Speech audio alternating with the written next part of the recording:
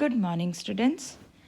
So, in this particular video or lecture, I am going to talk about another important things about enzymes. I'm going to talk about three mechanisms of enzymes, that is uh, our competitive inhibition. That is our first. I will talk about with you, in detail with you about the competitive inhibition. Second is non-competitive inhibition, and third, in this particular lecture I will take feedback inhibition with you. And the most important thing, that at the end we are I'm giving you multiple choice question, and you can practice that and answer them in the comment section. See, it is the best way to practice. First, read the topic thoroughly, and then practice as much as questions you can. That is the best strategy to, if you want to crack NEET, right? So now though I have started these videos only in relation to your both, so that you can easily answer your questions which are going to be asked in your exams, subjective exam, as well as from your NEET point of view also, right? So listen to every lecture very carefully. So in our previous yesterday's lecture we talked about enzymes. We talked about the basic definition of enzymes as well as working of enzymes. Then we talked about that how do they increase the rate of reaction. We talked about activation energy, right? Am I right? So we talked about these three things in the my previous lecture. Now today we will take, see, it is picture looks very easy, that okay, enzyme is combining with substrate, or substrate goes and bind to the active site of enzyme, and there is a formation of enzyme substrate complex. That is very easy to see, but it is not that easy. There are sometimes inhibitors also. Sometimes this process of enzyme substrate complex, this is inhibited also. So reduction, or you can say stoppage of enzyme activity due to certain adverse condition or due to certain chemicals, that stoppage of enzyme activity is known as enzyme inhibition. So the process through which enzyme activity stops, there is some reason. It can be due to chemical, it can be due to other adverse condition. When the enzyme's activity is stopped, this process is known as enzyme inhibition. And the chemicals, the most important is chemicals which interfere with this process of formation of enzyme substrate complex, those substances or those chemicals, they are known as inhibitors, right? So process is known as, that is enzyme inhibition, and those who are stopping this process, they are known as inhibitors. So under this topic we will study three type of inhibition: competitive, non-competitive, as well as we will talk about feedback inhibition, right? First, let's see what are the important things about competitive inhibition. So those who act as a competitive inhibitors, these are the substances which are structurally similar to the substrate, right? It means they are very, very closely resemble, but structurally, to the substrate. It means now there is a big trouble for the substrate. If someone already there who is having the same structure as the substrate is, it can bind to the active site. It can go and bind to the active site. That is why we always say that this inhibitor compete for the active site of the enzyme. That is why these inhibitors are known as competitive inhibitors. So substances or inhibitors which are structurally very close resemble to the substrate, they will compete for the active site of the enzyme. They will be known as competitive inhibitors. This is the theoretical understanding of inhibition is okay, but actually what is happening here, we were forming enzyme substrate complex, but here now we are saying there is someone else also who is going to join at active site. So it means if inhibitor binds at the active site, if suppose this is my enzyme, this is the active site, and if someone else other than the substrate, if inhibitor is binding there, now there will be not ES complex will be formed. What will be formed there? EI complex will be formed there, right?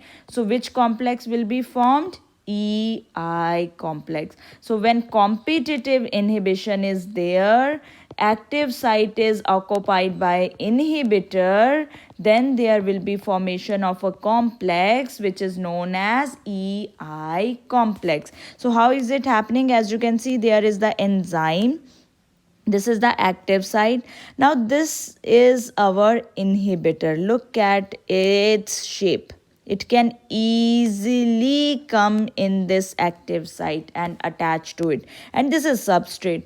So now if inhibitor, it comes before substrate and bind on the active site. So inhibitor here, competition is known as competitive inhibition, right? This inhibition is known as competitive inhibition because there is another molecule which is competing for the active site. Now, that is the phenomenon, that is the process which we need to understand. Now, other few things, if suppose concentration of EI complex, when will it be formed? If the concentration of free inhibitor will be more. Suppose the inhibitors are very less, then there are the chances of the substrate that it can also bind.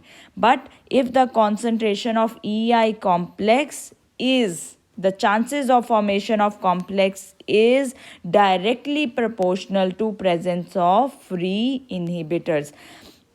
The moment the EI complex, it starts breakdown, if it dissociates, then now active sites can be available for the substrates. Then the active sites, they are available for the substrate.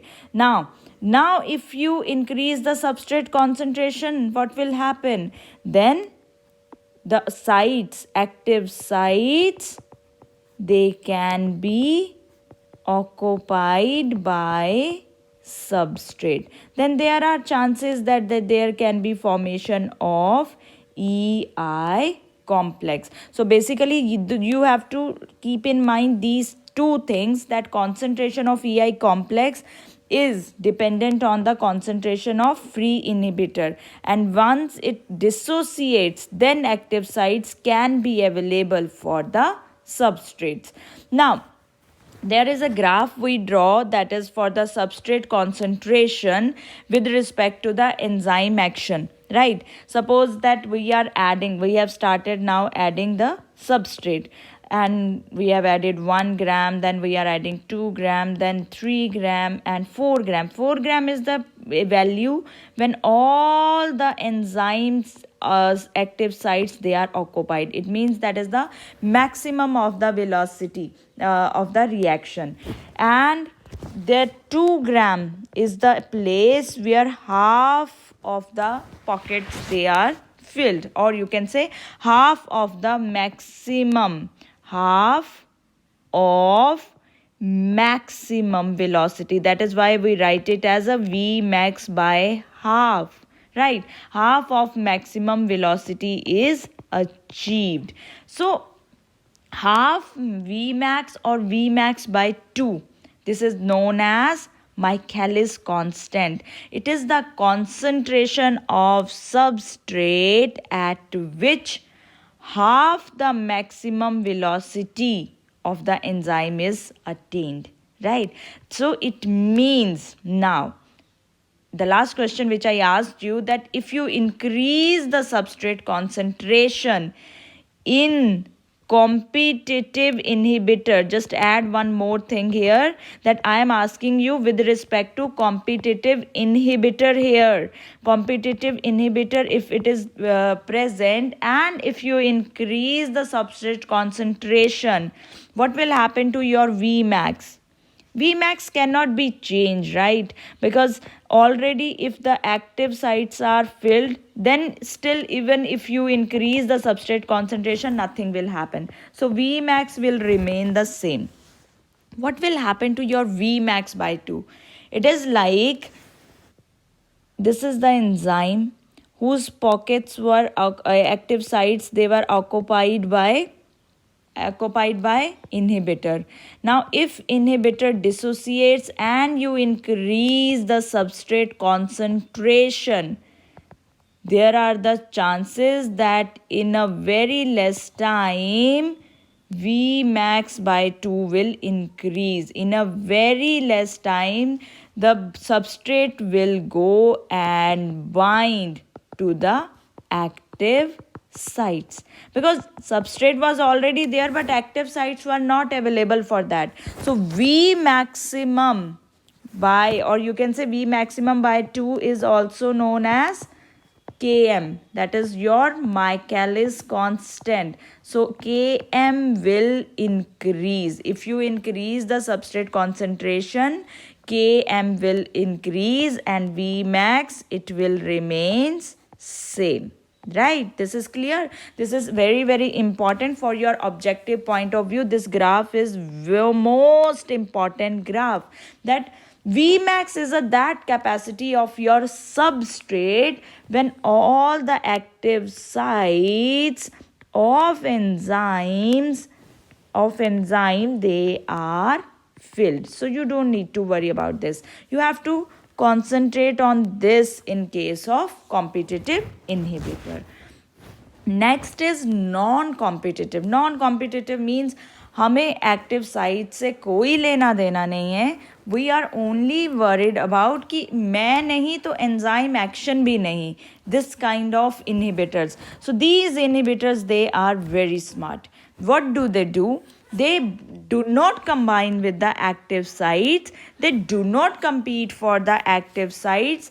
They attach somewhere else on the enzyme. Now the question comes in mind, how?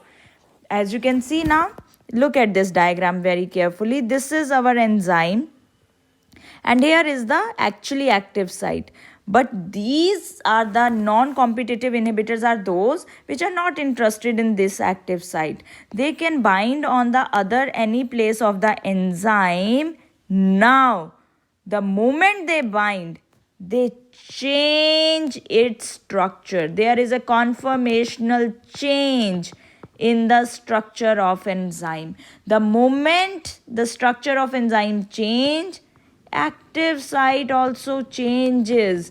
And if active site structure change, substrate, it cannot bind to the change active site. So these inhibitors, they destroy the activity of enzyme by attaching themselves somewhere else on the enzyme, because the moment they bind on enzyme, substrate cannot bind on the active site. That is why I am calling them smart players or inhibitors which change 3D, usually we can say tertiary structure of the enzyme and block the reaction. What will happen to your Vmax here? Just imagine now, non-competitive inhibitor. Substrate is there, active site is there, but it cannot bind. Substrate cannot bind to the active site. So what will happen to your Vmax if substrate is not able to bind? It will come down. right? Vmax will decrease now, because now there is the moment the inhibitor will bind on the enzyme activity is stopped, right? So Vmax, or you can say the maximum velocity at which enzyme action will be observed, that will be decreased in the non-competitive inhibition. Feedback inhibition. Third is feedback. Feedback means when something is over, when some lecture is over, suppose you are going to some seminar and that seminar is over, then you give your feedback. Or if you are going to some shop and you like ice cream so much, then you give your feedback to that ice cream parlor, but after eating the ice cream, after enjoying the ice cream, right? So many times when final product is formed, and if it is very happy, it is perfectly fine and more in the amount, sufficient in the amount, then it stop the first step of the reaction, so that further reaction doesn't happen. So accumulation of final product of the reaction itself, it is capable of inhibiting the first step of the reaction. It means, suppose there is some reaction which includes multiple steps, a, B, C, D, and finally product is formed. So this is a one kind of reaction in which multiple series of steps are involved. Now once this product is formed sufficient amount, its accumulation, when it starts increase in its amount, its accumulation starts, इकट्ठा होना, accumulation means इकट्ठी होनी चीज शुरू हो जाती है, then it stop the first reaction, first step of the reaction, right? So it means last product of the reaction itself act as a inhibitor. That is why this step is known as feedback inhibition. How to understand this? There is one enzyme in Escherichia coli. This is a bacterium which is known as Escherichia coli, E. coli. There is one amino acid which is synthesized, which is called isoleucine. It is synthesized from a first substrate, that is threonine, by the enzyme threonine deaminase. Now threonine goes under a series of reaction, and then in the last isoleucine product is formed. When isoleucine accumulates in the sufficient amount, even in more amount than its requirement, it stops its own production by inhibiting the enzyme threonine deaminase. This is the first enzyme which help in catalyzing the first reaction. So in this type of metabolic control, when the first enzyme को ही inhibit कर दिया last product ने, this is known as end product inhibition, right? Same way, there is one very important example in the non-competitive inhibition. Cyanide is a one non-competitive, please understand my words, non-competitive inhibitor which inhibits mitochondrial enzyme, which is cytochrome oxidase. And cytochrome oxidase is one of the enzyme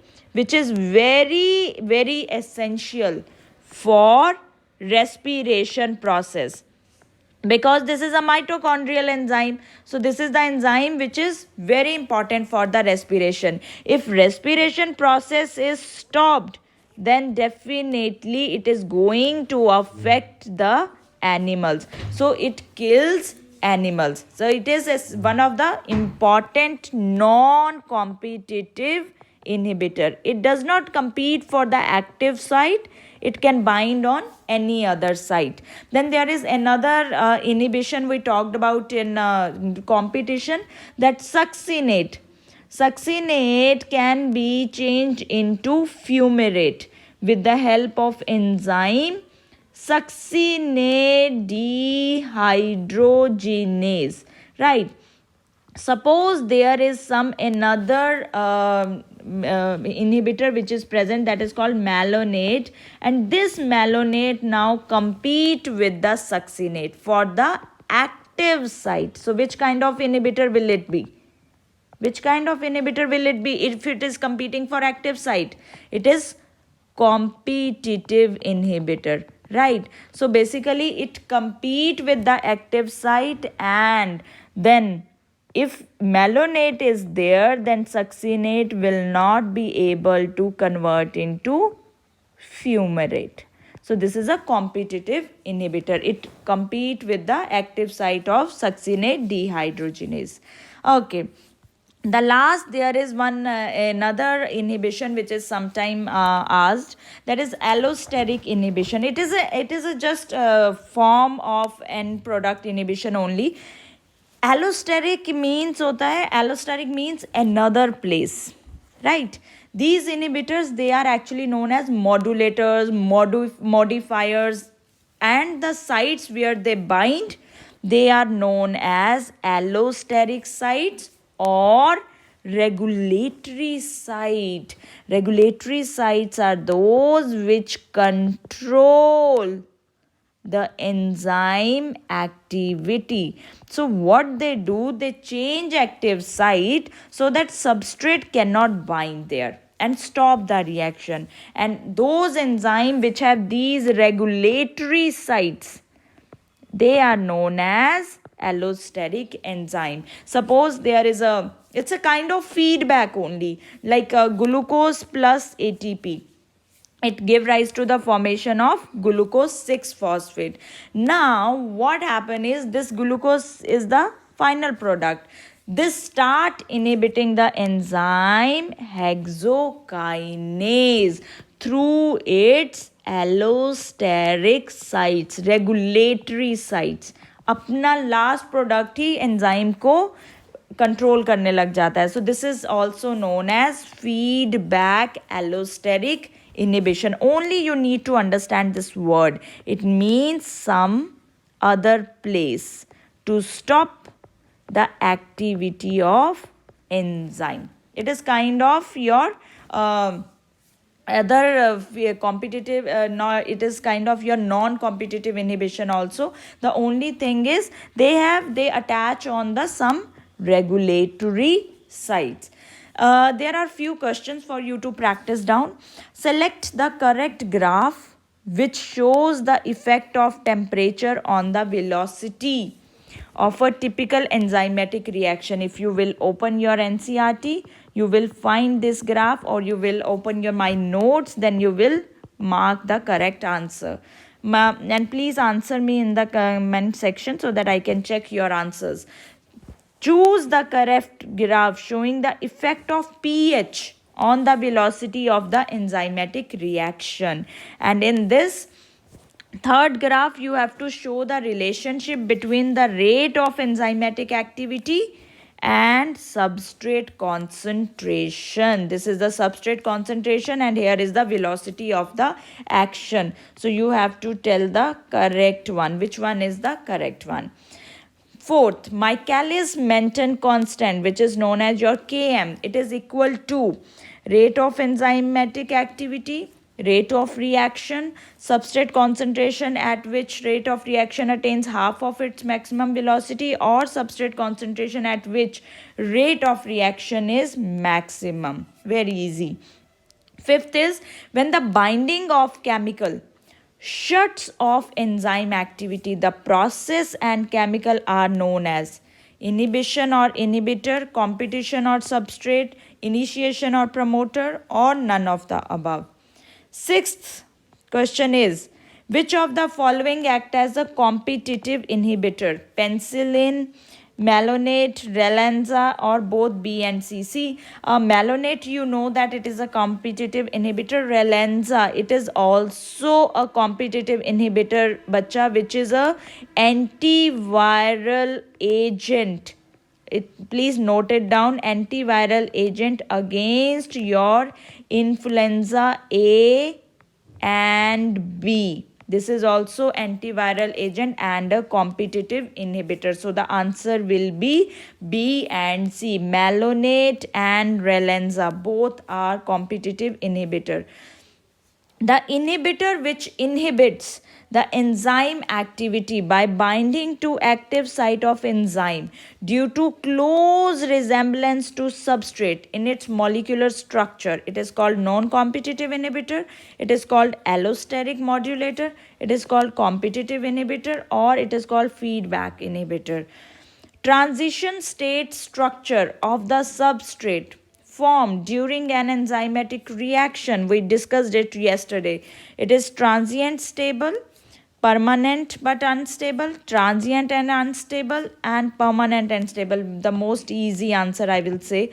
The inhibitor which binds to enzyme at site other than the active site and does not resemble the substrate in structure, it is called activator, substrate analog, competitive inhibitor, or non-competitive inhibitor.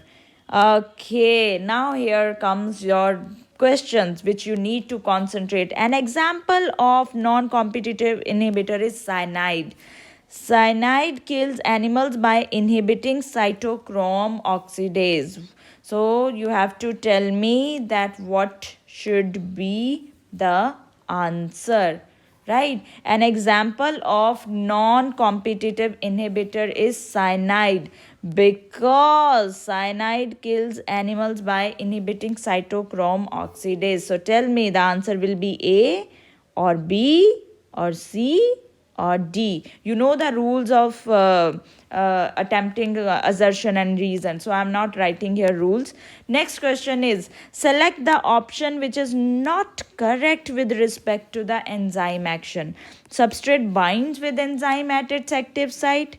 Addition of a lot of succinate. Incorrect statement you have to tell. Addition of a lot of succinate does not reverse the inhibition of succinate dehydrogenase by malonate. A non-competitive inhibitor binds the enzyme at a site which binds distinct from that which binds to substrate. Malonate is a competitive inhibitor of succinate dehydrogenase.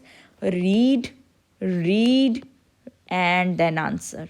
Okay? Don't just read it one time and then answer. You have to choose incorrect statement.